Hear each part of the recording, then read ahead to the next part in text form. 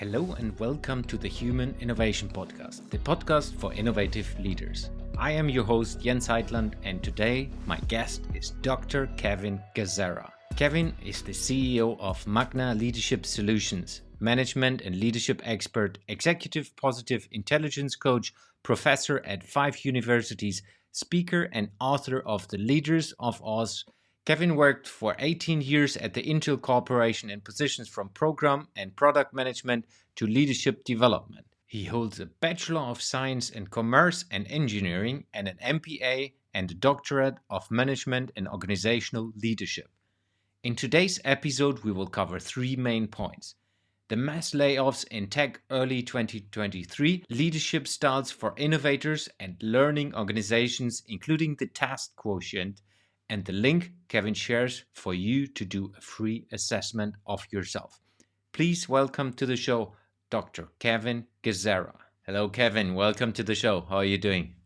Hi, Jens. Fantastic. I can't wait to have this conversation between the two of us. Yeah, looking forward to learn from you specifically about leadership today. But before we go into this, tell us a little bit about yourself. Who are you and how did you get to where you are today? Born and raised in the Philadelphia area, did my undergraduate work in engineering and business, and did my MBA with a focus in business as well, and then went off and did all my doctoral work in management and organizational leadership. I spent about 30 years in corporate America, 10 years with a company called Deal, doing heavy equipment as a product manager, project manager, development manager. I was a GM for them. And then back in the late 80s, I had the opportunity to join Intel. And I spent my last 18 years of my corporate life with Intel. Very similar. Came in as a marketing engineer, worked to a product manager, then was an ops manager, and I ran a small division. But the big thing was I spent the last 10 years managing Intel University and managing Intel's management and leadership development. And that's really where I found my passion, right? That I moved over, as my engineering buddies would say, moved over to the dark side of going from the technical side, which I love the bits and bytes, managing product design teams. But what I really found was I love developing managers and leaders. And that's one of the reasons I went back to school and did my doctorate in that, as well as moved from the technical side in Intel to the human side. So it's been wonderful, but I had a personal goal that I wanted to retire at 50, or I wanted to leave the corporate world at 50 so I could give back. I wanted to work with small to medium-sized organizations that didn't have $10 million budgets and to develop their leaders and really help them get better. And in 2007, myself and 2 of my colleagues, we left Intel, whether you want to call it resigned or retired or whatever. It was just after my 50th birthday. And for the last 15 years, while we created an organization called Magna Leadership Solutions. And for the last 15 years, we've been doing just what I had hoped we would do. We do executive coaching, and we have all these leadership programs, and we do facilitation and speaking. So every day I get to do whatever I love to do and really help. We've worked with dozens of companies and thousands of people. I think really help them develop their own personal leadership styles and make a difference to the team, not only individually, but personally, and help make organizations more successful from a business perspective. In addition to doing all that, I've been a professor at 6 universities and teaching this stuff. I have a tendency not to sleep a whole lot. Yeah, if you ask my daughter, she will say the same, and she's 5 now. Well, fortunately, my daughters are 40 and 37. So now I have to just worry about the 2 little grandsons I have. Yeah, beautiful. So before we go into a topic which is current to the situation where a couple of companies are in, there was a topic which I would like to bring in, the Task Quotient. Tell us a little bit about that, and or how do we build that into the end? Okay. So the Task Quotient, or what I call TQ, came out of all the doctoral work that I had done for my dissertation, and it deals with the concept of flow and getting a balance of desirable tasks to keep us individually motivated and engaged. And for the listeners, I'll give the listeners a free link at the end of the session so that they can take the assessment without paying for it. Normally it's a paid assessment, that they can take it so they can identify their ideal task mixture, which will guarantee them more motivation, engagement, and empowerment for themselves. And let's weave that in to, I think, the third topic that we're going to talk about. I think it's Yeah. a really good fit there. Great. So let's go with the topic that's burning in the moment. We read and see that in the news quite a bit. A lot of companies, specifically in big tech, are doing big layoffs in the moment. We're recording this early 2023, and I just have a couple of statistics. Google laid off 12,000 employees, Spotify 6,000, Microsoft 10,000. Amazon is planning to lay off 18,000 employees. That's a massive layoff wave that's going on right now. And of course, there's always the leadership angle and how do you treat people that you're laying off. So I want to pick a little bit your brain. How do you see this? How it maybe can be done better for the employees? And what's your general opinion on that? Let's start high level. What do you think about this layoff waves? What have you heard and what's your opinion on that? Well, I think everything is a cycle. I think organizations, particularly high tech organizations like when I was at Intel, I think they try to do a very good job for their employees. And I think one of the things that I learned from being in high tech for 18 years was that um, the worst thing to happen is not having sufficient people, sufficient products, sufficient services to meet your needs.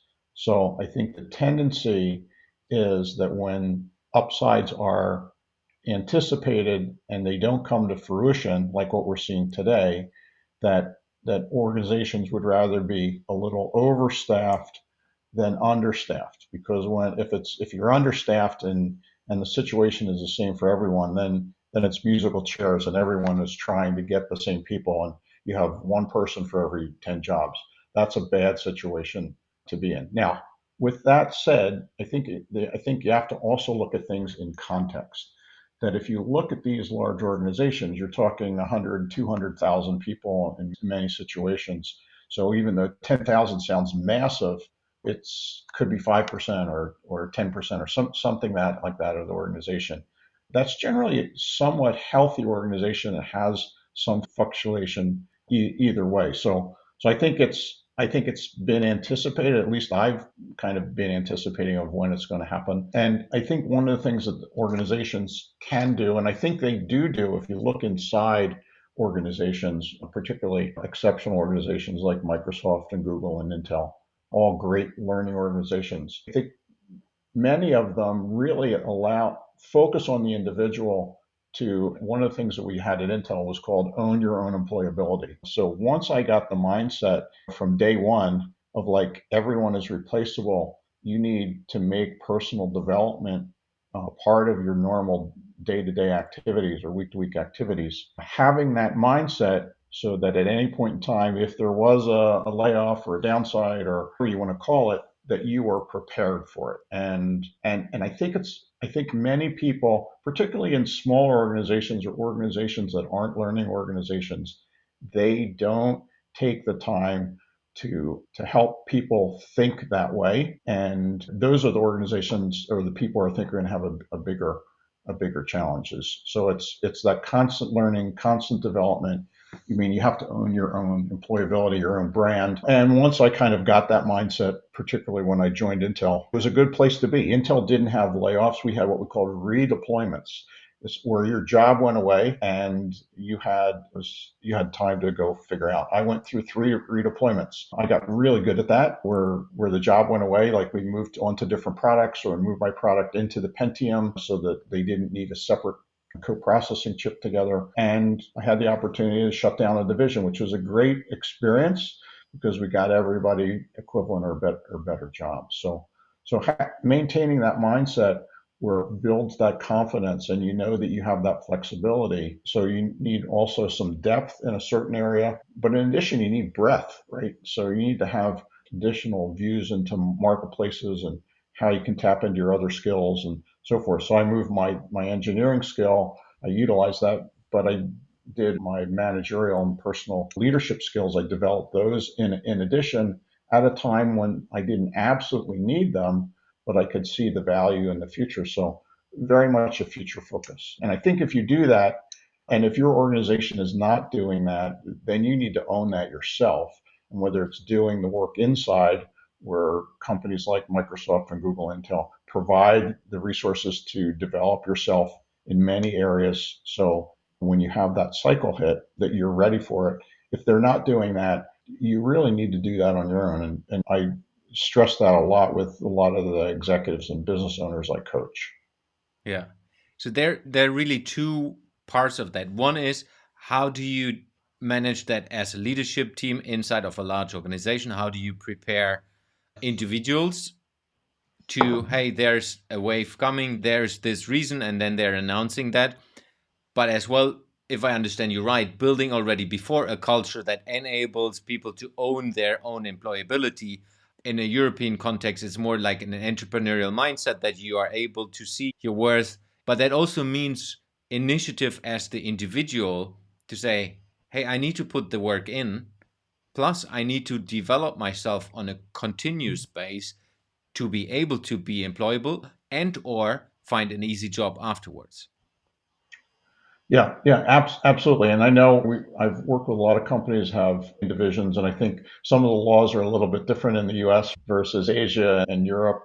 But I think you're exactly correct. You have to kind of own your employability and look for opportunities where you have incredible passion, right? For me, I was working at the company called D. Laval, and we were doing steam turbines, compressors, everything was customized. And I had this passion in the 80s when the computers came out. I had a passion for computers and I had a passion for doing video production and promotion, those kind of things, completely unrelated to my job. But those are areas that I found my passion and I cultivated outside of work. So doing a lot of learning and understanding programming and video production, all of that, right? And I didn't do it with the idea that I had to do this to switch jobs. I just knew that I wanted to be passionate about it.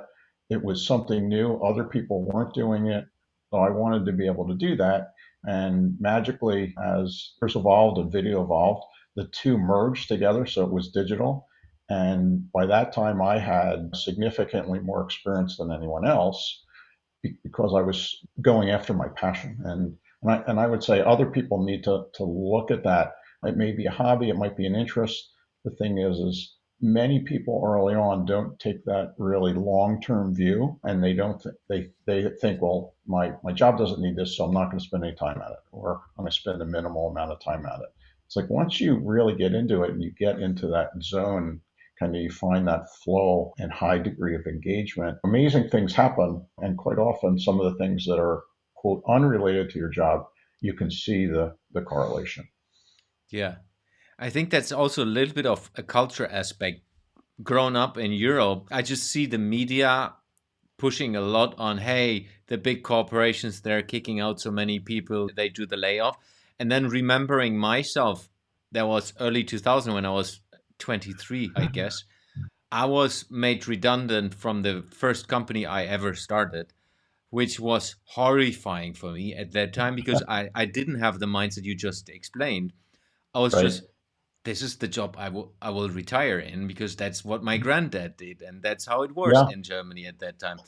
But in hindsight, I have to say it was the best thing that ever happened. I wouldn't be here recording a podcast today if I wouldn't have had that opportunity and then bringing me on a completely different journey over time and living in different countries and having a lot of fun on the way. Yeah, I mean, I believe, and I've always believed stuff happens for a reason. Yeah, And you can either look at, if you look at whether you have a fixed or a growth mindset. I've always had a growth mindset from when I was a kid. I always look at everything as an opportunity rather than as a threat. That's the way yeah, our brains communicate to us. And seeing the glass that's half full. There's a great statement. I forget who made it. It's like one door opens and another one door closes, another one opens. But if the door doesn't open, it's just like make a new door, right? Kind of yeah, thing. Yeah. So if you think about that rather than kind of having that myopic view of it's only just then you can expand out into areas just like you've done that might not have been experienced because you got into your father's, your grandfather's process, which I think we were all taught, right? It's like you find a good company and they keep you forever, and you retire and you get a gold watch and everybody's happy. And that doesn't exist anymore. I read an article that said Gen X or Gen Z, the expectation is over the lifetime they'll have 18 jobs, 18 Yeah. different jobs in that period of time. I'm on my third job, third or fourth job. So things are very, very different. So you have to pay attention to the environment. Yeah. That links very well to our next topic, which is leadership styles. Specifically, when we look about how do we enable organizations to innovate? What are leadership styles in your experience that enable innovation to happen, that enable things to go a little bit more into the risk-taking, opportunity-seeking, entrepreneurial mindset, which is basically what we just talked about. If you're an owner of a company, you would love to have people who are doing this, finding new revenue streams and so on. What do we need to change when we as well look ahead, having so many jobs maybe in the future? What are leadership styles you see evolving and or enabling innovation?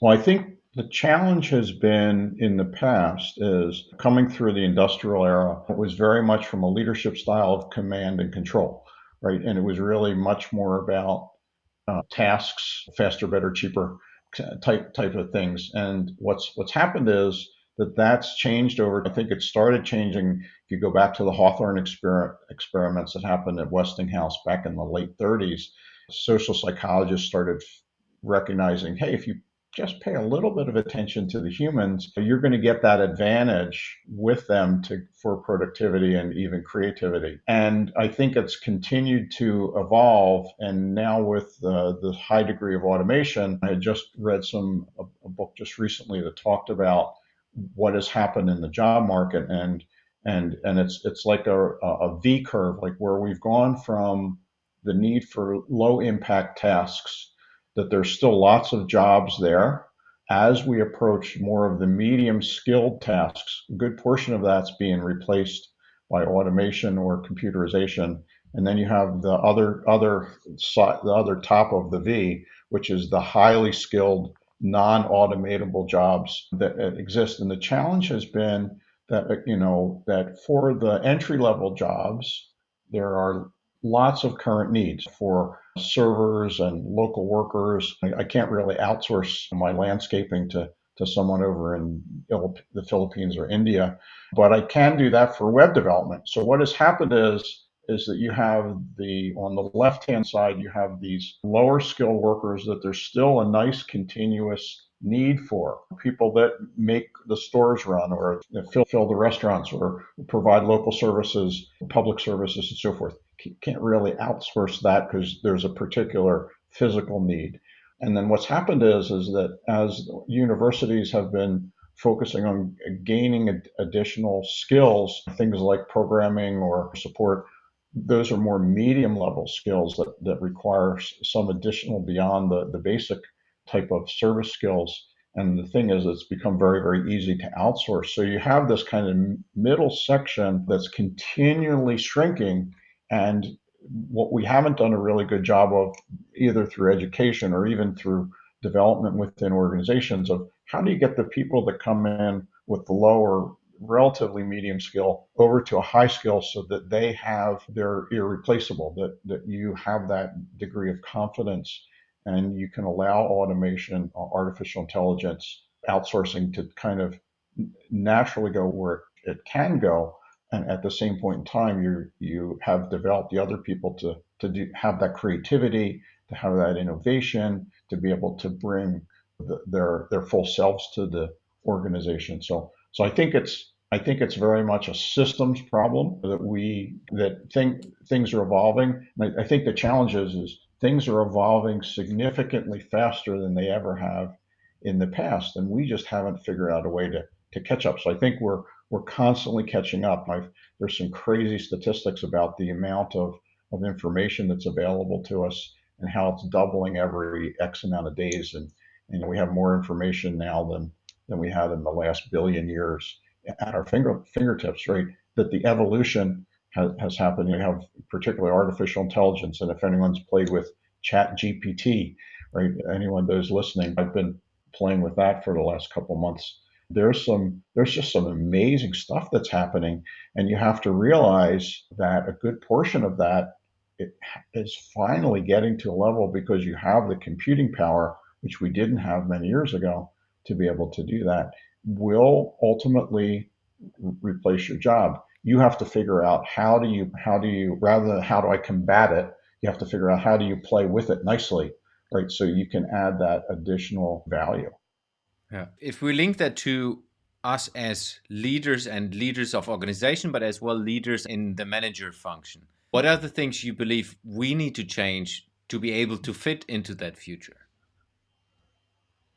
Well, let me finish the last question because you just triggered me. I probably didn't finish the last question. So things were moved from command and control to very much what we would call a servant leader model, right? So servant leadership was made popular, I think in 1970 was when it was kind of first coined by Robert Greenleaf. And it's really about paying attention and doing things for others, right? It's the best leaders build more leaders rather than just building themselves. So what I think organizations need to do is build the leaders regardless of the position title, right? So one of the things, so I had two conversations with anyone that I hired at Intel to come work on a team, whether it was on the technical side or whether it was on the human resource side.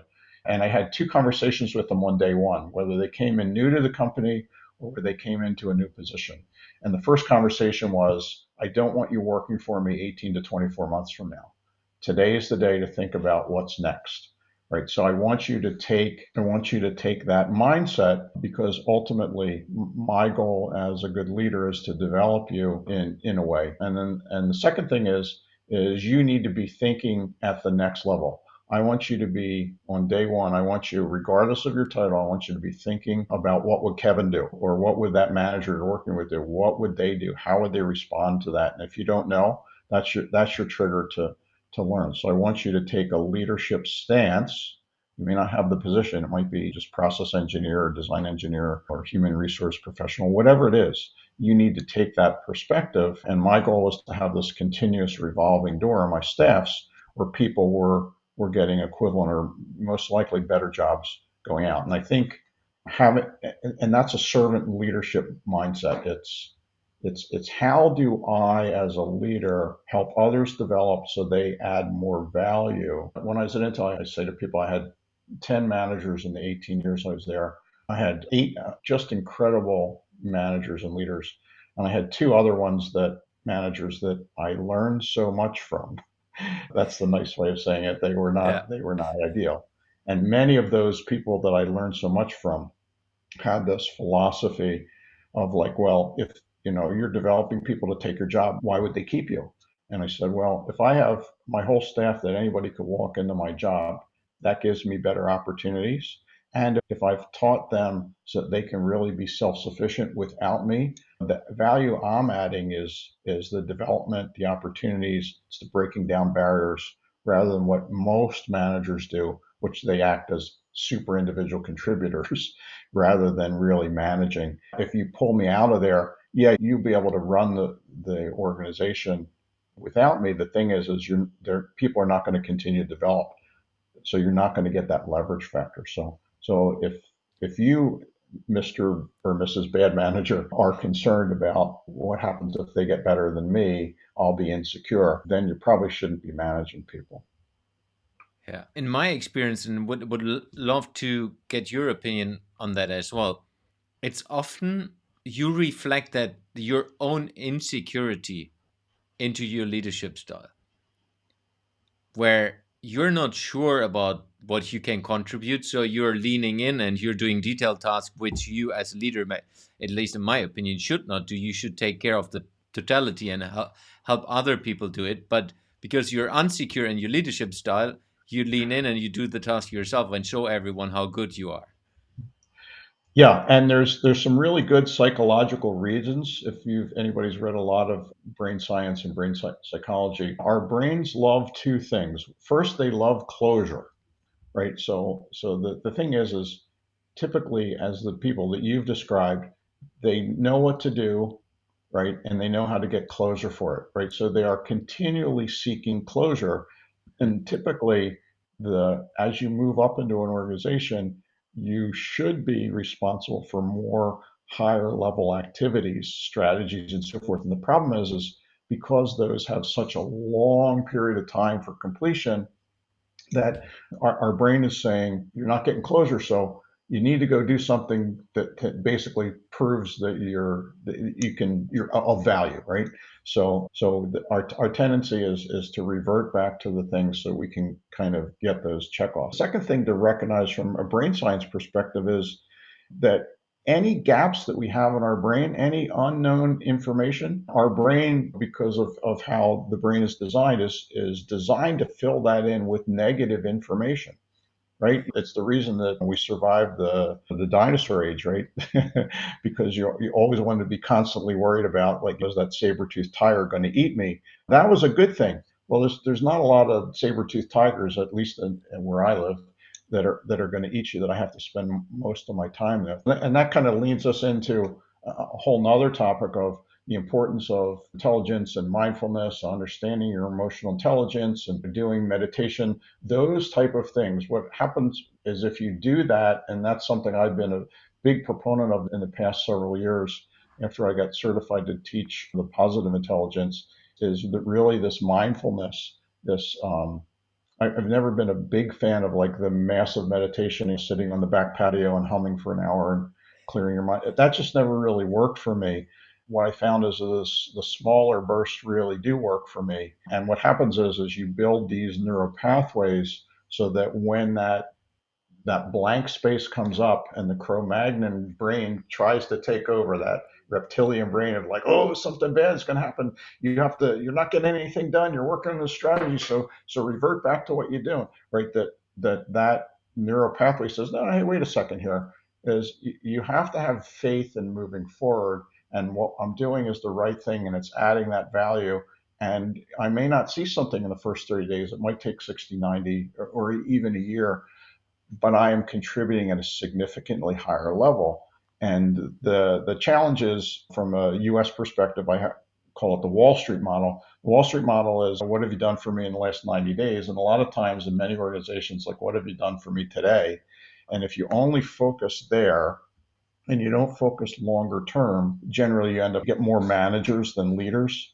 And managers manage tasks and leaders lead people. That's the biggest challenge. And a lot of times organizations that have lived in the turn the crank cause and effect relationship. If I do this, I get that. And they've used that as the method for reward. Typically, they may survive short term. Long term, they're usually in very, very different condition. So you have to have that faith. In fact, there's an article I'm working on right now about the difference between correlational and causational managers. So causational managers are the if then, right? If I do this, I get that. They're usually managers. Leaders are more correlational. Like, if I invest the time in here, eventually it's going to turn out, and I have to have the faith to be able to do that. So if you can really build that mindset, you can become a great leader. The thing is you have to do a lot of things to do that. Building your skill set, you have to reinforce your mind, you have to add that continuous learning, you have to change outlooks. There's lots and lots of stuff that you have to do in a system in order to truly become a great leader. And the best leaders kind of take all of those into account without trying to be the extreme expert in everything. Yeah. And the challenge on top of that is then the organization is sometimes working against it, depending on the organizational culture. Like you said, the Wall Street model. If you need to deliver the quarterly results, sometimes at least the top executives then just put a lot of high pressure on all the others because they need to deliver. If not, then they're gone. And then they're Yeah, going towards the task management. Yeah, and the one thing I'll say is what I teach in the university classes, as well as the leading forward program that we do for businesses, is the first thing to recognize is that almost 100% of deadlines are arbitrary.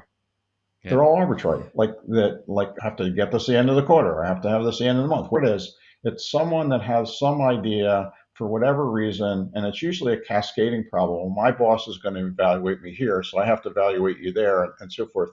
And generally, I mean, there will be situations. I remember when I was working with Microsoft, there were certain deadlines of like this product is getting released, and if your code isn't at this level at this point in time, it's not going in. That was a real deadline because they had already made prior commitments and the announcements were certain dates and so forth.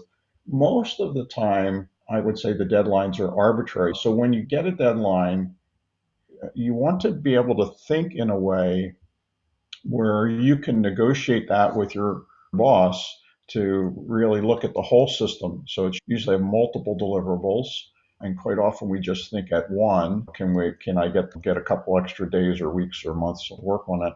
And what we don't account for, and we see this in almost every organization that we work with, is that two things. People don't know the amount of time it takes them to do their, what we call keep the business running work, Mm. right? Mm. And they get lots and lots of project work. And people take on projects as if the keep the business running piece is 0 hours. And that's just not realistic. And when you go in and do analysis, you can say you get your deliverables for the quarter and you have three projects you have to deliver. Well, if you're just working on those projects, you can probably get them done. The thing is that there's this expectation that you do all your keeping the business running and keeping the customers happy and the products going out and the factory filled and all of that, that because you've been doing that for a while, that will kind of take care of itself. And that's the furthest thing from the truth that there is. So the first thing that we do is we say to people, and I'd say pretty much without equivocation, most people have no idea. It's like, how many hours do you work that you're just keeping the business running? Right? That you have to do the kind of things. You have to answer the email and the customer requests and handle the challenges and do the expense reports. All of that. How much time does that take you? And most people have no idea. So Mm. first thing we do is we say, okay, for a period of 2 weeks, normal weeks, not if you're offsite or doing something different than you normally do. I want you to track that. And I'd say close to 100% of the time, everyone is outrageously surprised at how much time they're spending. And realistically, quite often it's the 40 or 50 hours a week, right? Mm. So in addition to that, management has loaded projects on top and they have to deliver. It's like, when are you doing that? So it's all weekends and evenings, and the 40-hour week turns to 50, turns to 60, turns to 70. When the next quarter comes and you've delivered everything, you're exhausted, and it's a rinse and repeat. It happens over and over. So what we ask some people to do is figure out how much time you're spending on really just keeping the business running. And that's the additional time that you would say to your boss, this is the amount of hours that I have to do this project. I can't do all three. I could do all three if I didn't have the other hours. And have that conversation in a very forward thinking, collaborative way rather than confrontational or not being a good team player. Most people feel like, hey, I'm not going to be a good team player if I tell them, screw this, I'm only going to do one of the three projects. It's like, well, your colleagues are doing three, so you're going to get a really bad review. It's like, yeah, but let's look at the amount of time and the quality and so forth. So I want to be a team player, not at the expense of your health, your family, and the work itself. Yeah. So important, especially in this time where it's just getting faster and faster and faster. Let's move into the organizational perspective of that. How do we Sure. build learning organizations specifically towards innovation?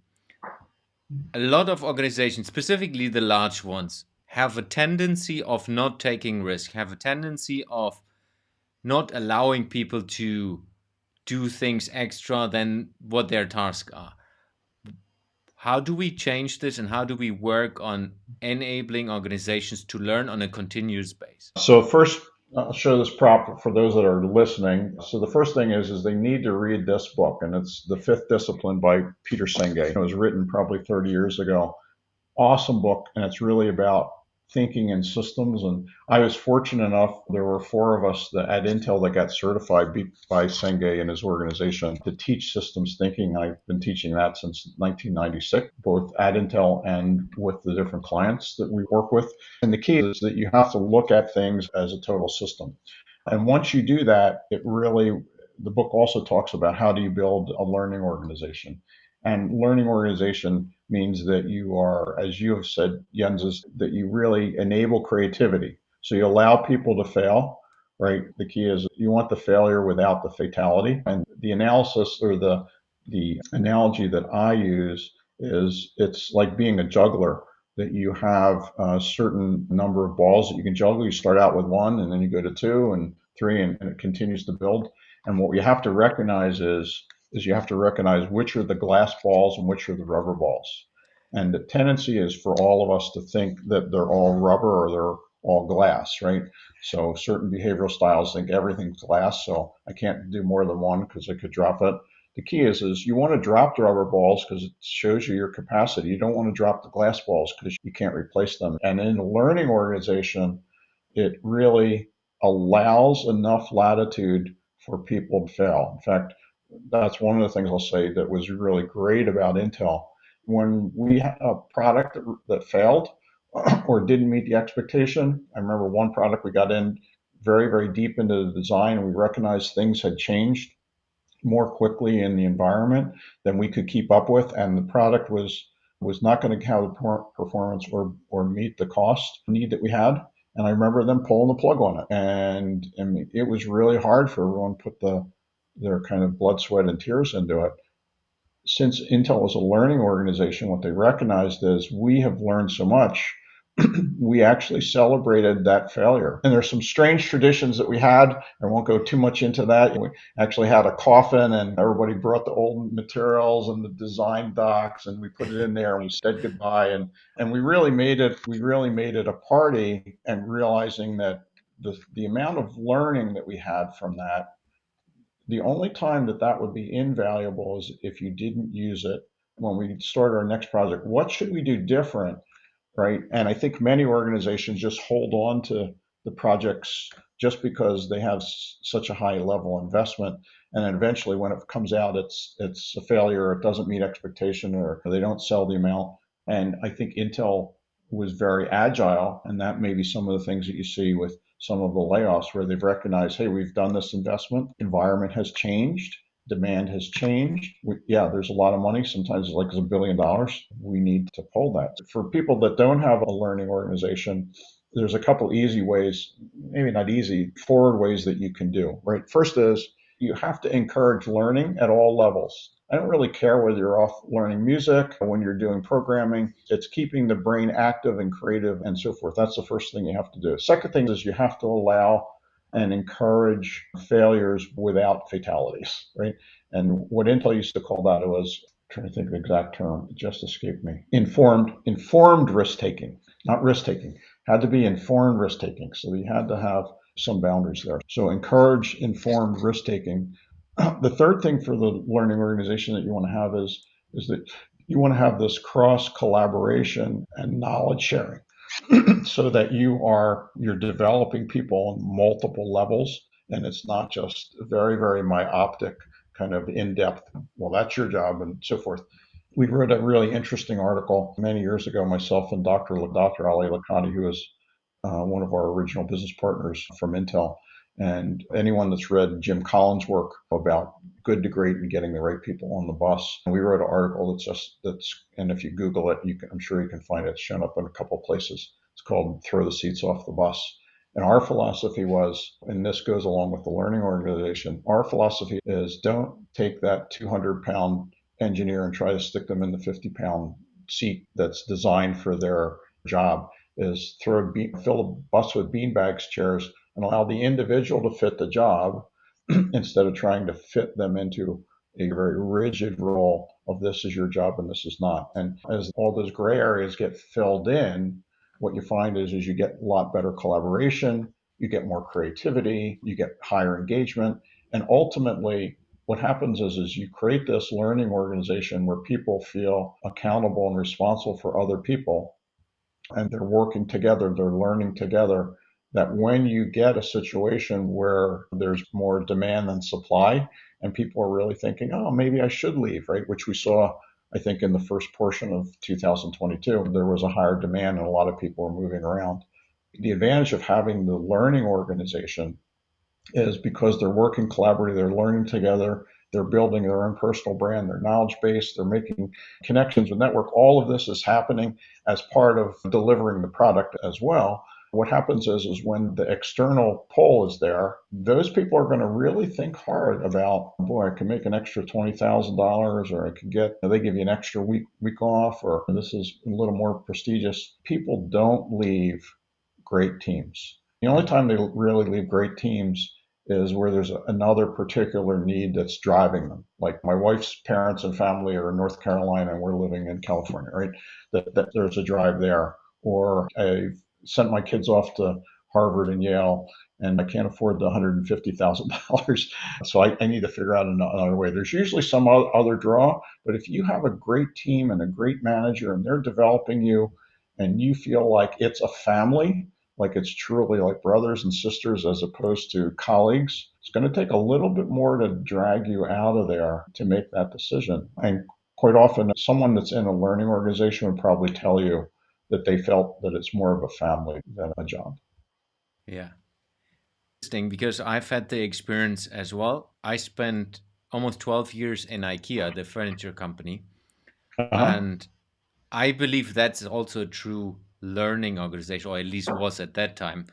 And it feels like you break up with a spouse when you leave an organization. I have so many incredible friends, and I'm still close with them, being connected to them weekly, though that I'm not in that organization since 2019 anymore. Mm-hmm.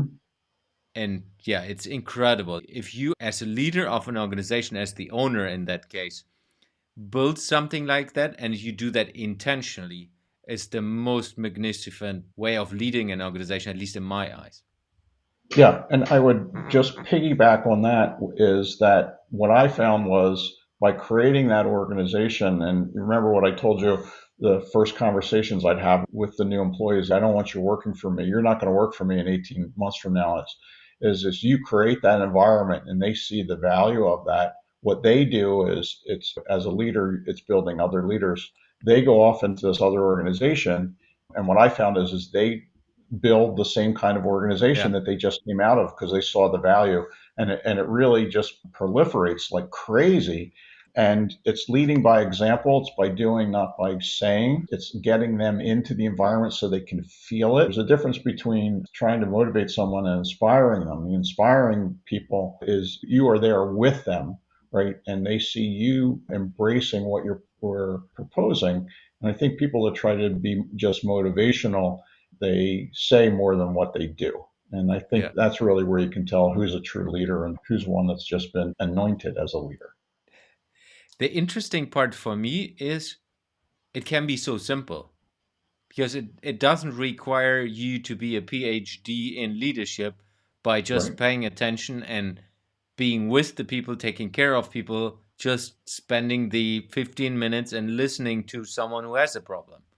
It's not that difficult in It one. is not that difficult. And I think it goes back to our earlier conversation is particularly when I've worked with a lot of technical people, that 15 minutes or 30 minutes that they have, and you got a staff of 10, and you're really doing that on a regular basis, there's probably 10 hours or whatever, 5 hours that you've spent. The people that are very causational, cause and effect relationship, they say at the end of the week, like, okay, well, I spent 10 hours doing this, and that was 10 hours less that I had working on it. So what did I get?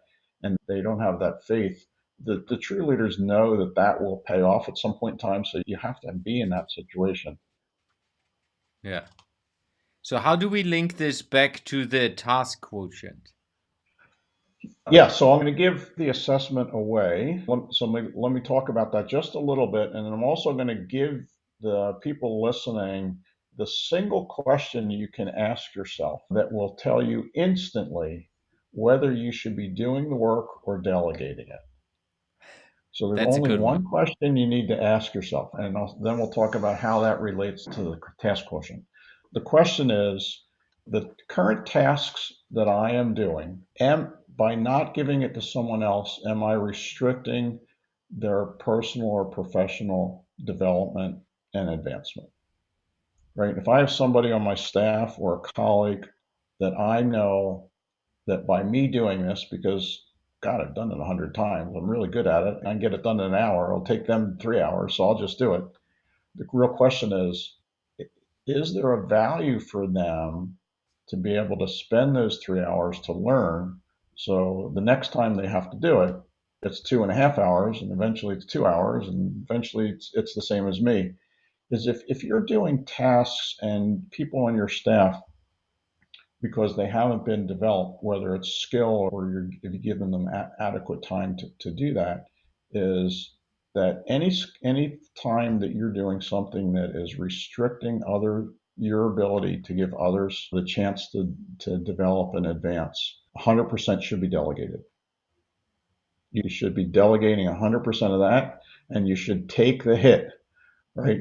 Now, obviously, if the house is on fire and nobody else knows how to put it out and you need to do it, that's a different situation. You have to go and do that. The thing is then you have to ask yourself after you put it out, like, why is there no one else that could have done this? Maybe I need to do some development there. And how that relates to kind of the task quotient is the task quotient assessment looks at the three types of tasks that all of us do. So there's 496 different mixtures of tasks that we like to do. So there's routine tasks that we do, there's troubleshooting tasks, and there's project tasks. And there's some great work that was done by a guy named Bill Daniels, wrote a wonderful book called Breakthrough Performance. Highly recommend that, by American Training and Consulting.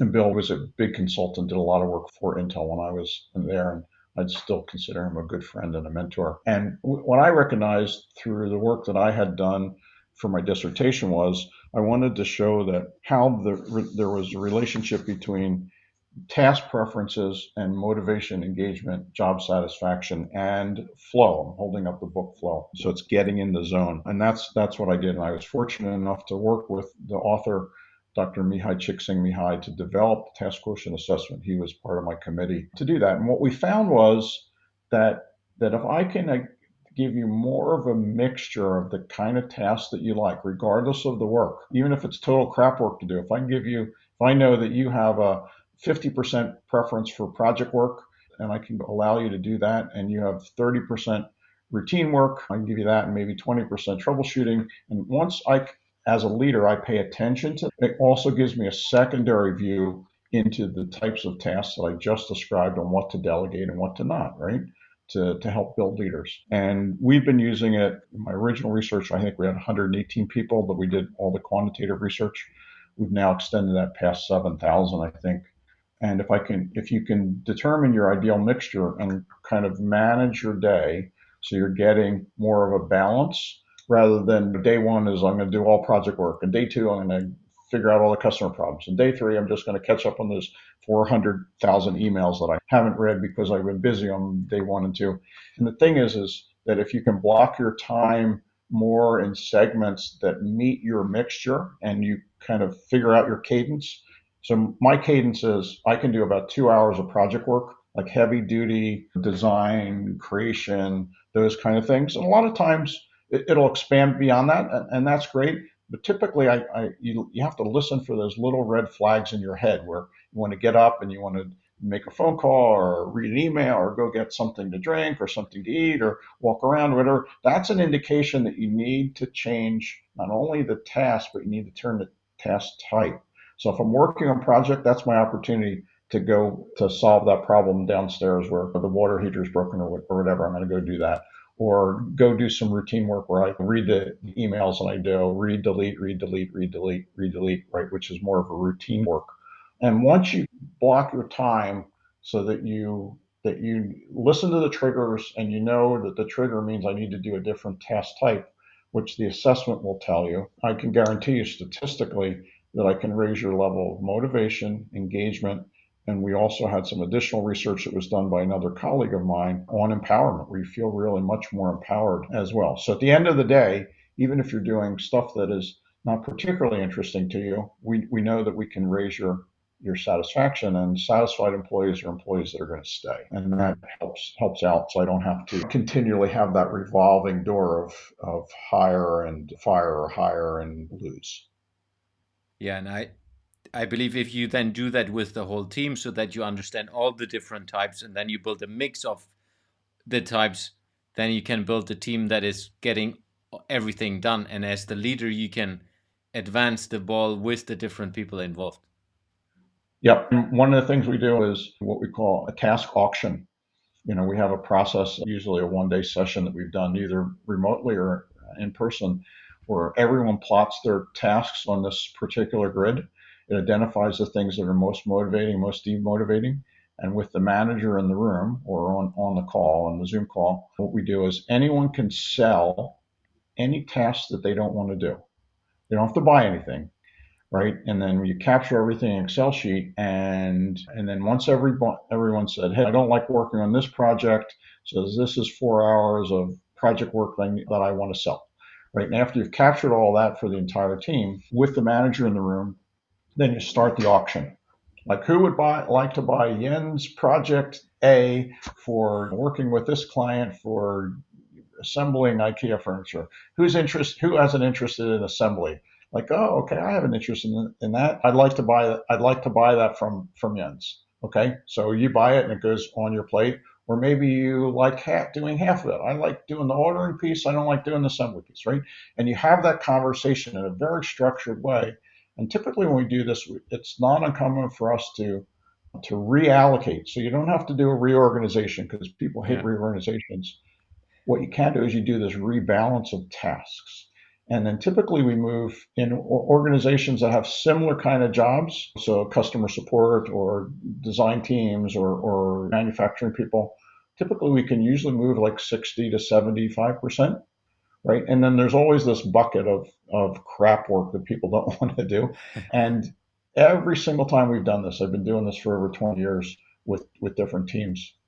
Every time we do it, what happens is it's all 100% administrative work that people don't want to do. And what's happened is over time, as you're constantly shrinking that staff, and you're cutting back, and you're trying to do more with less people, ultimately you end up paying a lot of very high paid people to do very low skilled tasks. And it doesn't come out because it's about 30 minutes for me to run these copies, or it's 20 minutes for me to make these calls, or whatever. Once you look at a team, we did a whole case study on this. Once you look at a team, you realize there's probably 30 or 40 hours that this is done. Outsource it, hire somebody, pay them $15 an hour instead of the $150 an hour you're paying for a senior design manager or engineer. So you can save money, you can save time, and I think hopefully everybody listening can imagine, like, if everyone on the team got rid of all the work that they didn't want to do, you can imagine how motivating and engaging that would be. Absolutely. So yeah, and typically it's a cost saving. It's not a cost. So yeah, I love that idea. it's a ton of fun, and because everyone has said what they want to do and what they don't want to do, you get 100% buy-in. Like, you don't have to convince anybody because they have done all of the work. Once again, it goes back to the servant leadership model. It's, I'm going to let you be in control of your destiny. I will be there as the guidepost. Ultimately, you're still going to drive the bus. Yeah, great. So we will put the link into the show notes for everyone, the Task Quotient.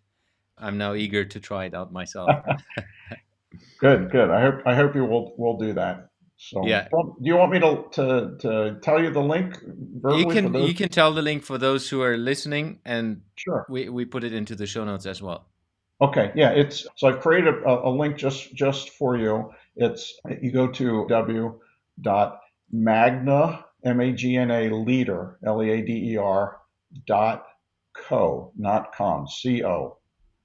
And then you put /, and this is in all caps, gift, GIFT. Yeah. And if you do that, you'll get instant access to the Task Quotient, and within probably 3 to 5 minutes, you'll get the report back, and it'll identify your ideal task mixture of what's the most motivating environment for you. Very cool. Kevin, how can people reach out to you, and where can people find you? Well, if you want to reach out to me, I love to have conversations. I love to help people. And my promise is if you send me an email or give me a call or whatever, zero sales. I'm not going to try to sell you anything. I like helping people. And if there's something that we can do that can help make your lives better, fantastic. And if not, I'm glad to just give of myself from a servant leadership model. So you can reach me at kevin@magnaleadership.com. And the other thing that we do, Jens, is that we're very active on social media, Twitter, YouTube, and LinkedIn in particular. And if you have a Facebook group as well. All of those, I do research every morning. I post usually my top 1 to 5 articles along the line. So I'm doing all of the pre-screening for you. Nobody's going to get spammed. There's no selling that happens. So, and we usually post them to all of the different feeds. So if you like Twitter, you can follow me at Dr. Kevin, spelled out DoctorKevin. We just hit 53,000 there. So good subscribers. If you like LinkedIn, just go to magnaleadership.com. Just go to Magna Leadership, just type that in. You can find us there, follow us on our business page, or you can follow me directly in Kevin Gazzara. And if you are a Facebook user, we have a Facebook page, and the Facebook page is just like LinkedIn is just Magna Leadership, as well as YouTube is Magna Leadership. So so find us, subscribe to us. We got on YouTube, there's lots of great videos on all the different things that we include in our Leadership Academy, little tiny snippets. So in fact, there's a great one that we had done. I think it's a really good one on flow, right? And just creating this whole concept of flow, and there's one on the Task Quotient. So lots of really good. We try to make the videos short, so there's a bunch of 5 to 7 minute kind of things. So great. Hopefully that'll be helpful to them. Yeah, and I will definitely put everything into the show notes. Kevin, thank you very much for your time. It was a pleasure to have you on the show. Oh, thanks for the opportunity.